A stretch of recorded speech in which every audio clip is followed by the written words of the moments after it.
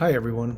I admit it, I'm not good at being in front of the camera. I was a Navy photographer. I prefer to be behind the camera, but I got into technology development and consultation and design and AI stuff, and I'm here to help. So let's get going. All right, so one of the things we want to talk about is planning. If you've never been a programmer and you want to understand what all this AI hoopla is about, because it could potentially be helpful to you and you're not a programmer, well, I've got a couple tips for you. So the one thing is that there's so much to get into right now with AI and information. I just know some of you are going to get confused, but that's okay. I mean, just keep going. You'll be confused every day of your life anyway, but you'll get it eventually. Just keep at it. Project planning. All right, so first, you're probably gonna have a problem to solve, right? So you wanna figure out where to get your data that you wanna present, because the one thing you wanna do is understand when you're programming or you're the user of your application, what do you want to present yourself? What information do you wanna seek?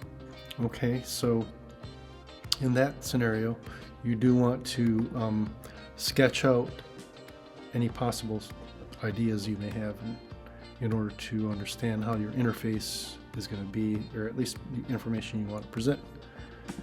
And so you want to sketch out a workflow, and it kind of helps you think through your results and the data and the inputs that you're going to want to work with.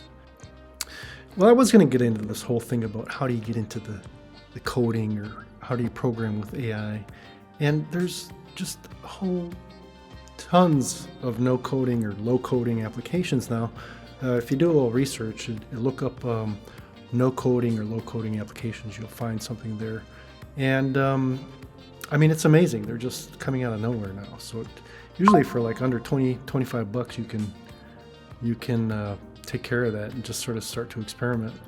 So what you want to do is just begin by playing around with that and then getting into it. But I am going to give you one special tip that will save you a ton of time.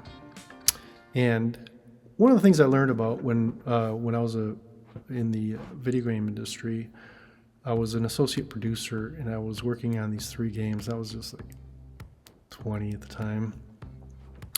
And I learned that working in the game with programmers and everybody in the production department, they were like, hey, do you have the design document? I'm like, what's a design document? Well, you got to give that to the programmers.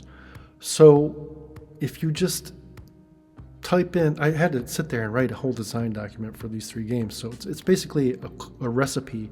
A design document is a recipe for your application, step-by-step recipe.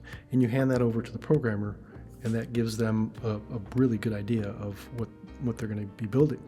So it's a natural language document that basically spells out how you want the application to work. So what you want to do then, I guess in this case for your application, the one thing you want to do is ask the AI to write you a design document for your application and then see what it does. Which brings us to prompting. I mean, prompt engineering is going to be super specialized, and it's already happening.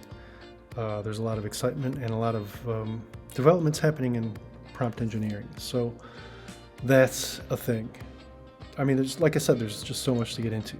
But so you have the design document, you have the prompts, you have the no code or low code apps. Just stay up to date with the news and the happenings. Everything is moving so fast now that it's really kind of hard to stay up to date. Just do the best you can.